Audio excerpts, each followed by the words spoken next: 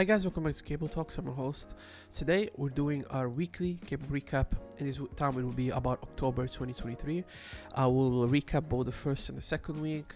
I was busy, but I couldn't really manage myself well the first week of October. I did a really terrible job in managing my days, and I couldn't really find a spot to record. But we can record these 2 weeks of music. All I'm gonna say is that I thought it was actually pretty good. So for whoever maybe thought they were gonna listen to maybe a dissertation of like terrible music, that's not what's gonna happen, because honestly the music quality has been, in my opinion, really high this month as so far, in terms of singles at least. I'll definitely have to check out some of the albums that have came out, but without wasting any more time, let's get right into the video.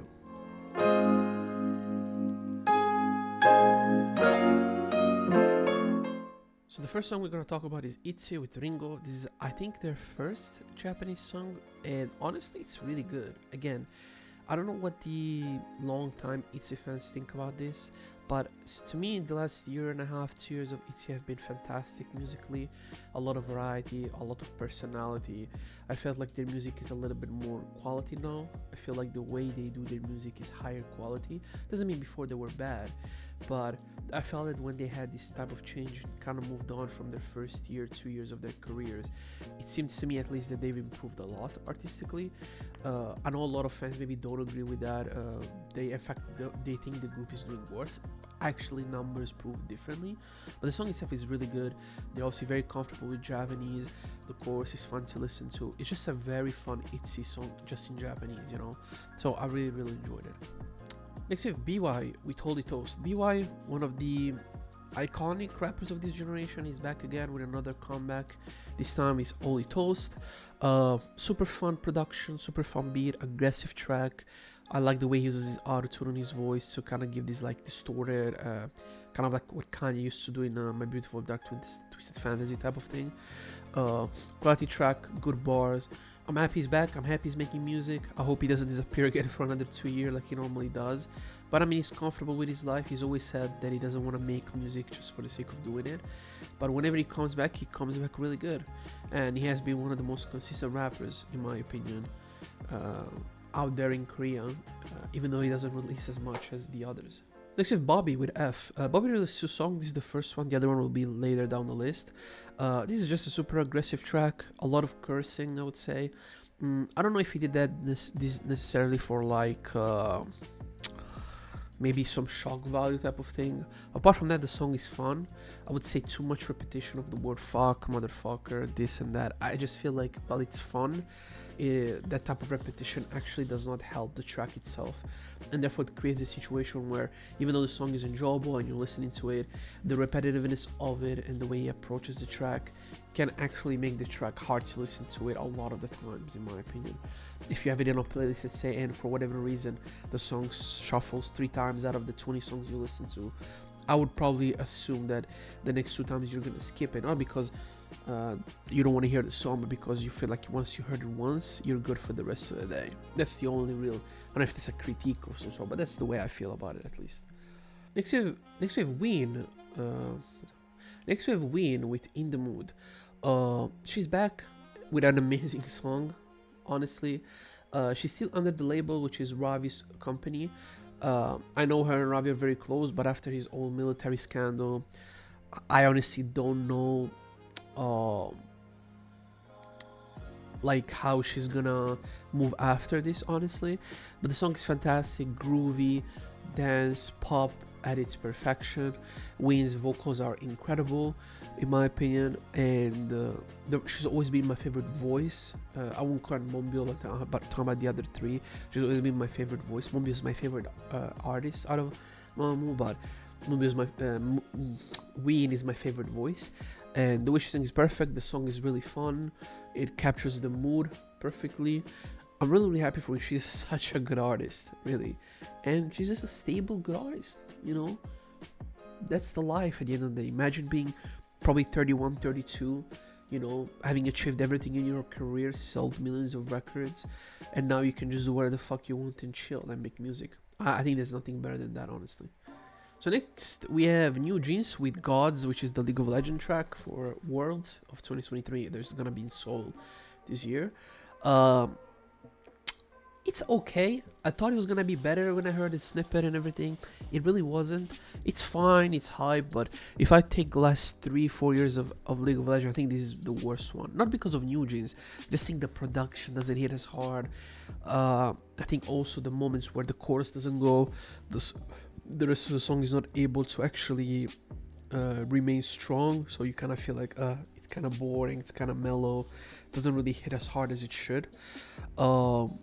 So yeah, I mean, at least for me, it's a solid track, but personally, I wouldn't go back to it. Next we have ONF with Love Effect. I mean, I haven't heard an ONF song in some time, honestly, but this is really fun. Old school, 90, actually even 80s really, but more 90s. Like the way they mixed 90s hip hop, great vocals, decent rap situation. Sorry for the lighting, I'm gonna fix it for the next videos. But yeah, I mean, solid track overall. They've done an amazing job. I'm happy for enough they're back. They've been actually not working for some time, if I'm not mistaken. I could be wrong. Maybe they had a comeback earlier on the year and I forgot. But solid track by them. Happy that they're back again making music. So, you know, support them if you're a fan. I like ONF and I want them to succeed because they're one of these groups that have started from nothing and made it somewhere. So them continuing to be successful just makes me happy. Next we have DPR Ian with Don't Go Insane. This is his third release, I think, in 3 weeks. He has been consistently releasing very complex music videos, songs, you know, after taking a pretty decent break. Honestly, I think that even when I look at the song right now and I look where it is, I think this is the best one he has released out of the bunch he has released right now with his new comeback. It's more focused, I think. The production just fits him better.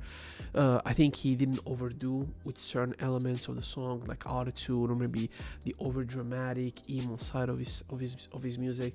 I think he balanced everything very good.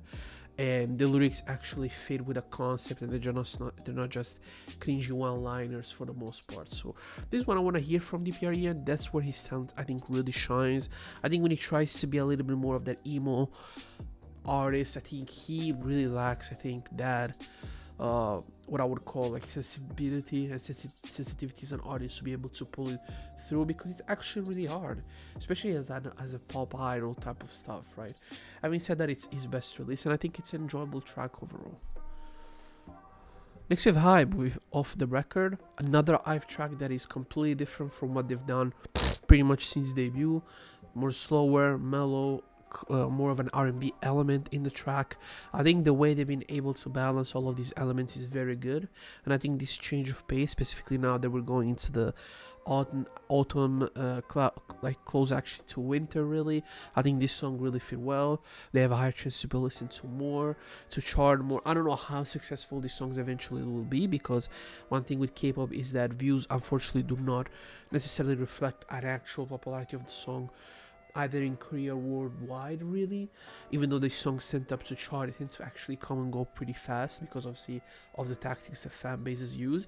But I really enjoyed this, and I felt that this song specifically, compared to other ones they released, it's a little bit more balanced towards member. It's less Wonyoung and Yeonjin centric, therefore it allows the members to shine. I think it gives the song a different color and a different style and a different personality, where before I think maybe Starship was more as comfortable giving these girls a chance to really shine. Having said that, I think overall it's a good song by them, and definitely it's a group that I think has been relatively consistent and had a couple of missteps, but nothing major in my opinion. So they've been really good objectively. Starship made an amazing job with the girls.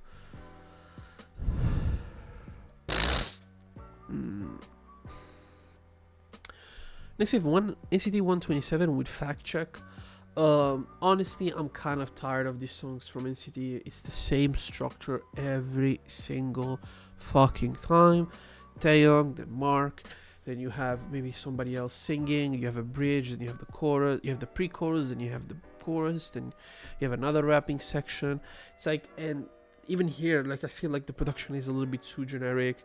In my opinion, the chorus is too generic. And again, you know, one thing about NCT is that they've always done, I think, a good job in this genre, in this specific style of music, since Regular and really onward, even songs that I didn't necessarily like as much as Simon Says, for example, and stuff like that, where they were able, I think, to really showcase variety and say, look, we can do this style, we can do this style. It's always under this umbrella. I feel like this is the classic safety net of an NCT 127 track whenever you want to have a comeback. Fans are gonna like it. It does the numbers. For me personally, it just tiresome to hear this stuff again. It's been what, 5 years since regular came out in 2019, so it's been almost 5 years, guys, of us listening to this style. So you never want necessarily a group to make a 180, but I want to hear them do different shit and do it well. I understand there's units for that reason, but because there's units, you have to be able to actually experiment in that lane and try different styles, and not necessarily say, you know what, we're content with what we're doing right now. I don't feel the necessity to actually change and keep doing it forever, because the reality is it makes your music stagnant. Simple as that. Next we have Big Naughty with Rock the Cup, which is the song for Genji going into Worlds 2023, which is going to be in Seoul. They did it last year as well with J Park, which was completely different vibe to it. And that was more relaxed, it was more inspirational, kind of like, giving you the game and inspiring you. This is more aggressive, into your face. There's some rock influences in the production. I thought it was a very enjoyable track, and it's a different change of pace for something like Genji. Personally, I prefer the one from last year, but this is also pretty good, I think. Next, you have Song Soy with Asura Jung. This is a very interesting track because you have a very interesting production, very pop disco 80s music, with this kind of like traditional Korean way of singing, which create this very, very interesting, I think,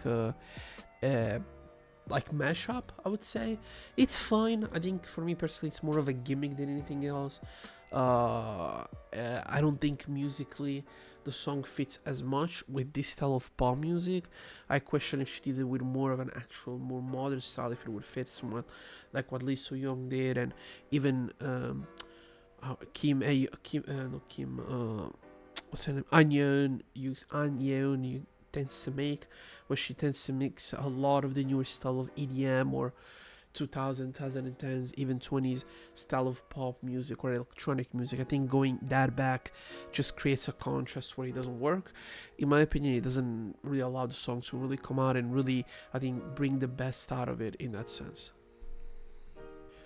Next year, Just Be with Medusa, a very skippable track, I think, of these 2 weeks of October.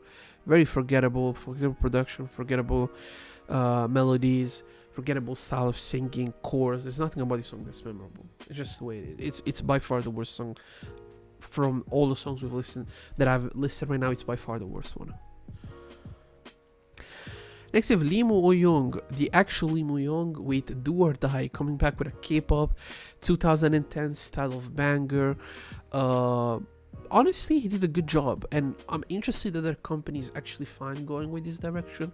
Lee Moo-young is one of the most successful artists in Korea. Like, he's so successful that he does better than pretty much charting than everyone. Even sometimes BTS. Like, that's how popular he is, because in Korea they actually like to listen a lot of either trot or ballads. I don't know if this guy does trot, but I know he does ballads and stuff like that. So bring that mix of like things that actually are liked by both old and young people allows him to actually reach a level of success that in Korea, I think at this point is pretty much unmatched. I remember when Starship bought IVE the win at the music, I think it was at a music bank or whatever, where Lee Moo-young, they were saying that his radio listens were 0, by the way.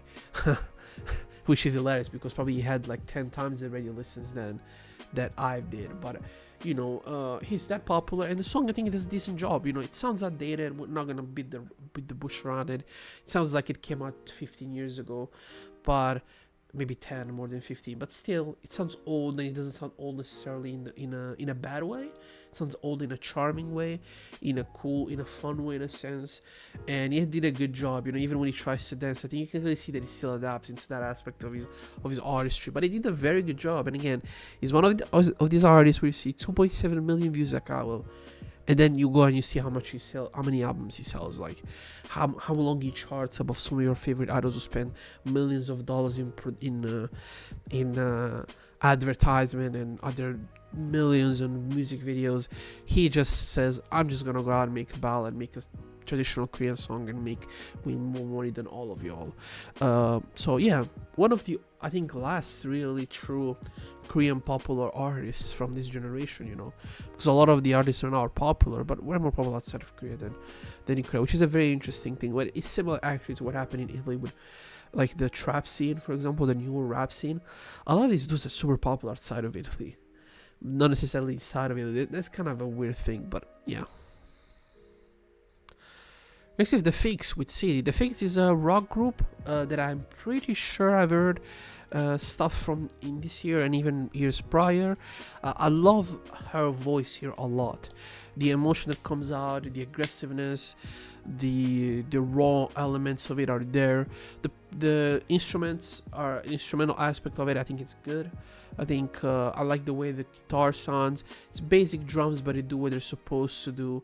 So again, to hear, I think again, rock in Korea having a resurgence the last year and a half, really, but I would say really the last 6 to 8 months, because the amount of really good rock music, and I'm not saying there were things like the Volunteers, who I think one year were my favorite album of the year, or like the second, like they were top 3, and that's an alternative rock album, right? So after that, I've started seeing more and more of a resurgence of people actually approaching rock, which is surprising to me that Korea's never really had a major scene considering how close they are to Japan. And it's crazy to me that it's interesting, I would say at least, that Japan has never influenced them in that sense, considering how popular some of the 2000 and even 2010s rock songs were from Japan, that really, because of anime and other stuff, they were so popular. So it interests me that they never had like they weren't really influenced in that sense, right? But the song is good, it hits hard, it's simple,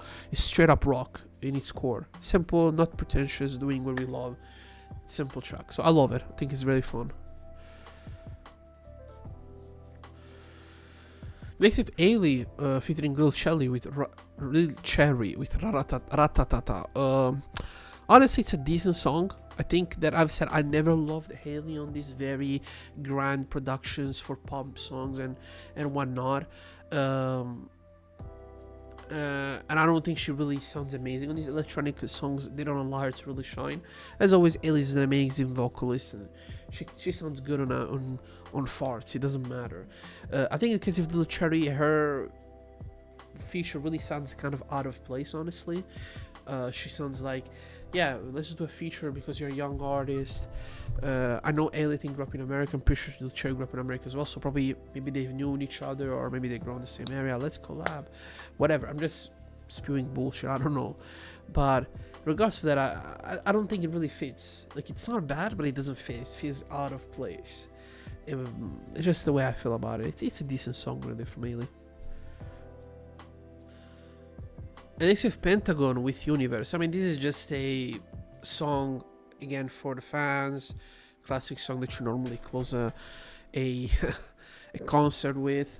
Listen, I've heard rumors of, I've seen people rumoring the idea of Pentagon disbanding, or to me it's crazy.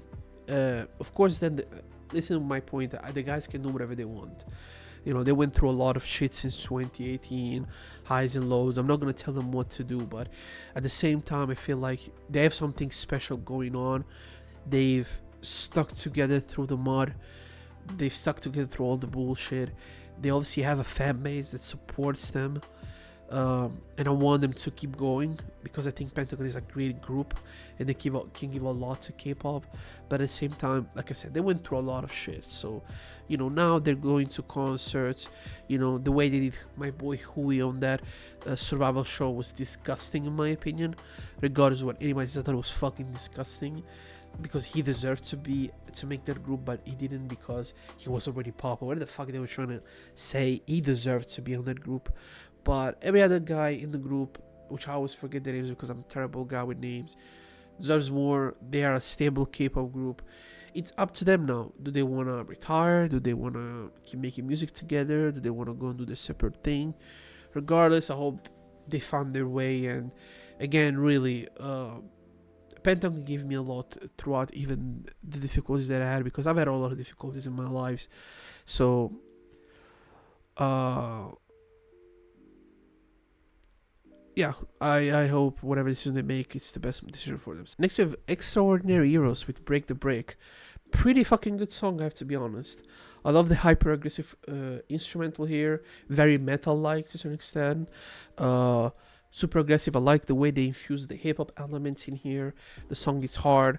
There's moments even when there's pauses, which is actually really cool to see. I mean, Extraordinaries have improved every single they came back. I mean, you have to respect them, and you can clearly see JYP is investing a little bit more in them compared to when they started. Good group. They've evolved.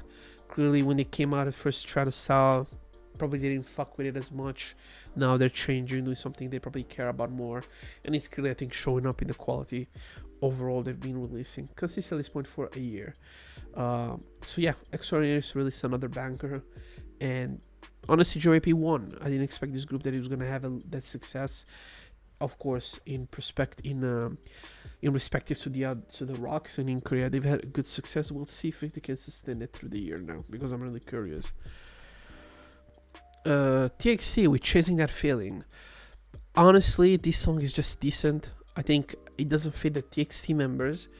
Again, I do not understand this change of concept, this change of style that TXT went through, because they've had a very distinctive style, a very unique style in K-pop, which is very, very hard, with this fantasy, kind of like fiction, like type of like narration within the music, within the production was very dreamy, surreal, sometimes eclectic. They went to that to do pop rock, and now they're doing average emo pop, teen pop bullshit. I don't understand really, and this is obviously a choice by Hybe. It's gonna make them more popular in the West, I can guarantee you this, because girls are gonna look at them being more serious and more edgy, and girls are gonna fall in love with them even more. But to me, it's a huge step down artistically to where this group was a year and a half ago, 2 years ago. I have no fucking idea what happened, honestly. But hey, it's TXT. I mean, there's always hope that they come back and be good, but I don't understand really. I don't get it. I really don't. It seems like Hybe has really struggled with their boy groups. Like, I didn't think that Hybe after BTS was gonna struggle so much with TXT, with ENHYPEN, and this other group now they just released, like, in a sense, and they're doing a good job with them. But I'm curious how long they will, because these other groups that I've mentioned are consistently changing concepts, consistently trying different things, when they've already had an identity that was strong and very, very interesting. They decided to throw that away for TXT to get more popular in the West, I guess, because maybe they don't like the fact that they were too popular in Korea and not enough in the West, because they were making a very specific style of K-pop music. I don't know. I think, again, looking back on it, even after all these years, I don't get the decision by Hybe at all. I really don't. Like, it's a decision that makes, to me, no sense whatsoever. And again, like I said, they haven't struggled with girl groups. To be fair, they're not managing these girl groups directly, because you have Source Music, you have Adore, so technically they're not doing anything there. But if 17, they're not doing anything. But even if I look the way they manage BTS, really, a year pre-COVID, during COVID, and post-COVID, it wasn't necessarily the best. The way they've managed, I think their singles, that wasn't necessarily the best. I look at TXT, the changes of concepts for no goddamn reason. I don't get it. ENHYPEN, they come and go. Sometimes they have an interesting concept and they completely go the other way. Sometimes they do very generic stuff. I don't understand what they're doing there. And I think it showcases what I've always said about Hybe. They will never be able to recreate the success of BTS, because it was luck, which is important, timing. Obviously, the guys were really good, and you had to have a very unique fan base that changed the way other fan bases acted. Because before ARMY, as I said a million times, people did not fuck with the idea of views. They didn't care about views, and now views are everything. So, again, BTS did a lot of the heavy loading, but timing, moment, and everything actually allowed the group to have that success that eventually led them to be a very successful group. But you can't apply that to their company, because if the year they released DNA, I think was it the year they released DNA, or a year after, whatever, Big Bang has a lot of troubles in terms of scandals. Members go to the military. Shiny members go to the military. Jonghyun, if I remember, in 2018, ends up committing suicide, which forces the group to take a hiatus break. These things, again, I'm not saying I'm saying happen. Super Junior, I think, was taking a break. Girls' Generation members started leaving the company. FX disbanded pretty much officially that year. EXO, I think, 2018. They've released maybe a couple of songs on the low that really was, I mean, at least Tempo, I'm sure, but like they were big songs, but like, it's not like we're gonna promote all year. Like, there was no interest in that. So all the super major groups that at one point were as popular for more simply were not there anymore. So now BTS takes it to the mantle. The genre becomes more views driven because it becomes, and again, it's good. You have to give credit to the armies because they've strategized in a certain aspect, willingly or unwillingly, consciously or unconsciously, on the internet to be successful. But I just don't think that really helped their group at all. When I look at their groups now, I'm like, that really? Like, this is all y'all got? Like, this is all y'all have with your boy groups? Girl groups are doing great. Congrats to Source and even Adore. I didn't expect them to do this well. But it is what it is. Lightsome with Honey or Spice. Very, very fun song from Lightsome. Reminds me a lot of early Oh My Girl to the Liar Liar era and whatever. I mean, I never used the word era. Look what happened to me. But yeah, I mean, it's a good song. It's fun. It's vibrant.